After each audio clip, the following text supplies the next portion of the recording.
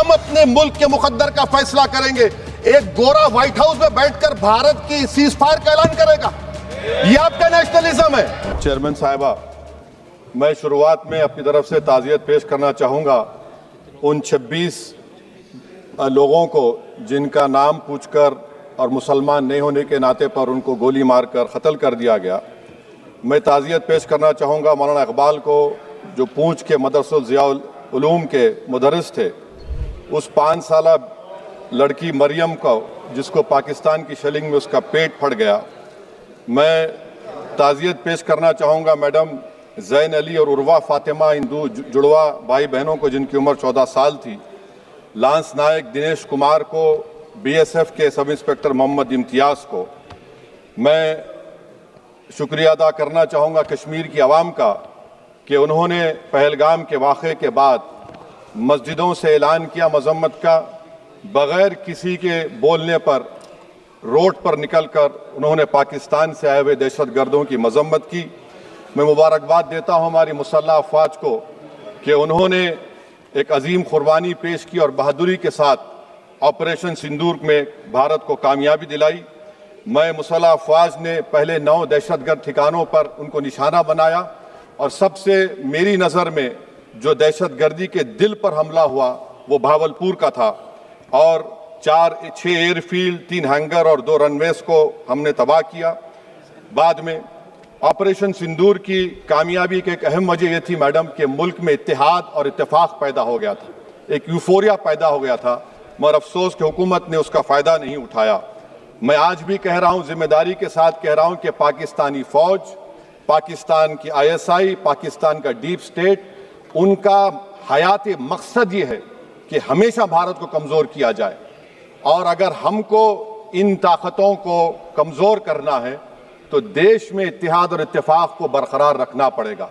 अगर हम बुलडोज़र के ज़रिए या फिर लिसानी जबर के ज़रिए या मजहबी फ़िरक़ा परस्ती के ज़रिए अक़लियतों को निशाना बनाएंगे तो हम खुदा ना खास्ता उन पड़ोसी मुल्क के दहशतगर्द तंजीमों को कहीं कामयाब ना हो जाए।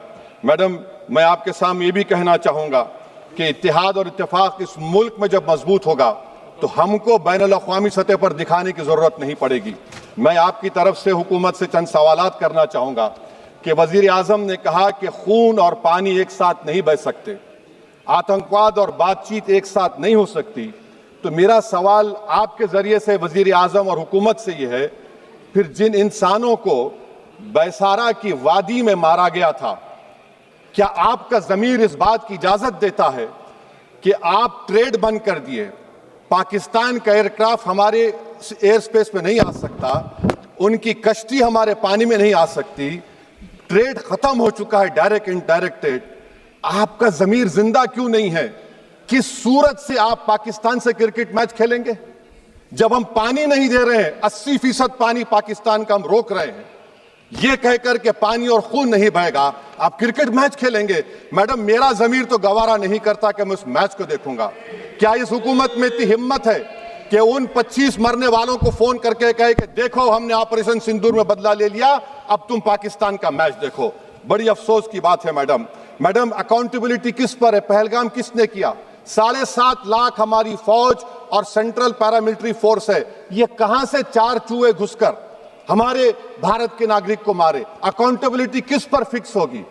LG पर फिक्स होगी तो LG को बरतरफ करिए, IB पर आती है तो एक्शन लीजिए, पुलिस पर आती है तो एक्शन लीजिए, मगर आप ये समझ रहे हैं कि ऑपरेशन कर दिया और हम खामोश लोग भूल जाएंगे। अकाउंटेबिलिटी फिक्स करना पड़ेगा। मैडम, डिटरेंस आपकी क्या है? आपने सर्जिकल स्ट्राइक किया, आपने बालाकोट किया, फिर ये पहलगाम हुआ, तो आपकी डिटरेंस की पॉलिसी नाकाम साबित हुई, कश्मीर की पॉलिसी नाकाम साबित हुई, 370 हटा दिया आपने एक रियासत को UT बना दिया और उसके बावजूद भी दहशतगर्द वहां पर पहुंच गए। तो और अफसोस मुझे इस बात का होता है मैडम कि पाकिस्तान को हम जानते हैं, पाकिस्तान और इजराइल इस पूरी दुनिया में एक फेल्ड स्टेट है और पाकिस्तान के आर्मी चीफ को, जिससे हमारे स्ट्रेटेजिक रिलेशनशिप है, जिसको अपना दोस्त कहते हैं, उस देश का प्रेसिडेंट उस शख्स को बुलाकर खाना खिलाता है अपने साथ जिसके भाषण से हमारे लोग मारे गए थे। तो क्या आपकी खारजा पॉलिसी कामयाब हुई? आप देख लीजिए। अच्छा, हमारे देश में एक ऐसी तंजीम है जिसका वजूद नफरत की बुनियाद पर और मजहबी अज़वियत को फैलाने के लिए बनाया गया। उनको तकलीफ है सेकुलरिज्म से, सोशलिज्म से, मगर हमारे संविधान के प्रियम्बल में लफ्ज सॉवरेन है। सॉवरेन का मतलब यह है कि हम खुद मुख्तार हैं, हम हाकिम आला हैं, हम अपने मुल्क के मुकद्दर का फैसला करेंगे। एक गोरा व्हाइट हाउस में बैठकर भारत की सीज फायर का ऐलान करेगा? यह आपका नेशनलिज्म है? अफसोस होता है मुझे सर। मैडम मैं आपसे पूछना चाह रहा हूं कि अगर एक चचा सैम ऐलान कर रहे हैं तो हमारी फौज पर क्या असर पड़ा होगा? हमारे उन पायलटों पर क्या असर पड़ेगा जो नहीं मालूम कितनी ऊपर आसमानों पर भारत की हिफाजत कर रहे हैं? वो नेवी का सिपाही जो समंदर में खड़ा हुआ है, उसको यह नहीं मालूम हो रहा है कि मेरा प्रधानमंत्री ऐलान नहीं किया, एक गोरे ने ऐलान किया। बड़ा ये आपके कैसा होगा ये?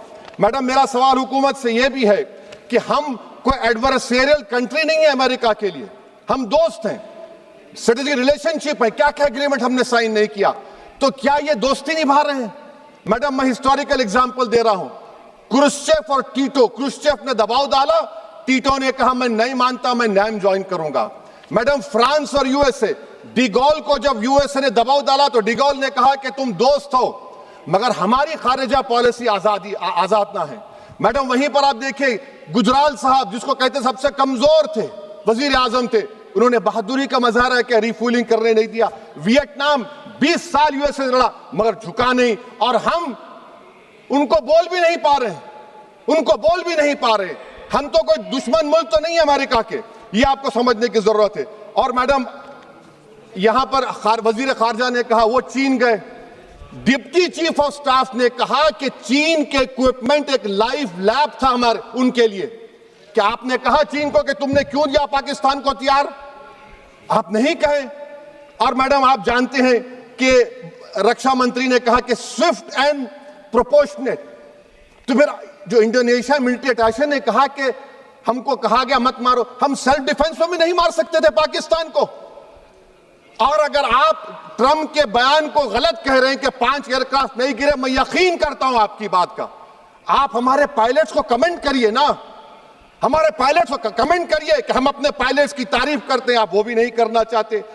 मैं हुकूमत से जानना चाहता हूं मैडम कि क्या फ्रांस ने हमको सोर्स कोड नहीं दिया जिसकी वजह से हमारे एयरक्राफ्ट को क्या नुकसान हुआ? अब मुस्तकबिल में आप हथियार खरीदेंगे तो क्या आप सोर्स कोड हासिल करेंगे?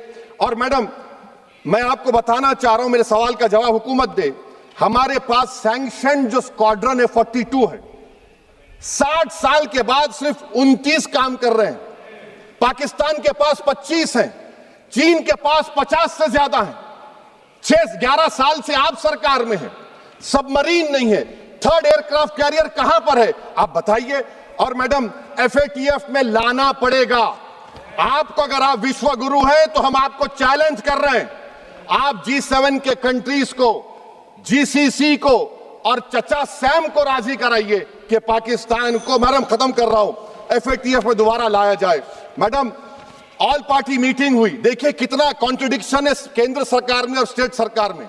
ऑल पार्टी मीटिंग में था, केंद्र सरकार ने कहा कि नहीं, बैसारन मीडोज पर तो कोई जा ही नहीं सकता, जून से पहले इजाजत लेना पड़ेगा। बाद में हमको मालूम हुआ कि साल भर खुला रहता मीडोज सिवाय बारिश और स्नो के। ये कॉन्ट्रडिक्शन है केंद्र सरकार में। वहां पे मैं हुकूमत से मुतालबा करता हूं मैडम आपके जरिए से कि कौमी सिक्योरिटी को, नेशनल सिक्योरिटी को, खारिजा पॉलिसी को, फॉरेन पॉलिसी को राजनीति का मुद्दा मत बनाइए, राजनीति का मुद्दा मत बनाइए। ये हमारे मुल्क में मुफाद होगा, हमारे मुल्क के इत्तेहाद और एकजुटती को आप एक वोट का जरिया मत बनाइए। और मैं एक आखिरी बात पूछ रहा हूं मैडम, क्या चीन ने हमसे कहा था कि सीज फायर कर लो? और कैसे पाकिस्तान ने हमारे पायलट्स की बातों को सुना कि हमारा कम्युनिकेशन एनक्रिप्ट नहीं है?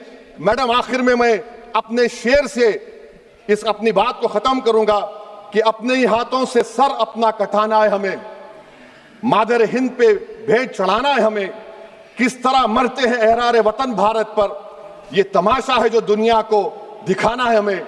ये मैं भारत की उस बहादुर फौज के नाम पे करता हूं, मुसल्लह फौज के नाम पे करता हूं। ये शेर कहने वाला कोई बीजेपी का नहीं था, ये शेर कहने वाले का नाम शेर था, शहीद अशफाकुल्लाह। मैं फिर से हुकूमत से कह रहा हूं, पाकिस्तान टेररिज्म करेगा, आप तैयार हो जाइए। आप चीन से मोहब्बत, कितना इम्बैलेंस हुआ ट्रेड का, कितना इम्बैलेंस हो रहा है चीन से। अच्छा, जब गलवान हुआ उस वक्त भी ट्रंप ने कहा था कि मैं बात करूंगा, हमने कहा नहीं बात करेंगे, जरूरत नहीं है। आज ट्रंप हमारे से पहले बोलता है इज्जत नफ्स भी कोई चीज होती है।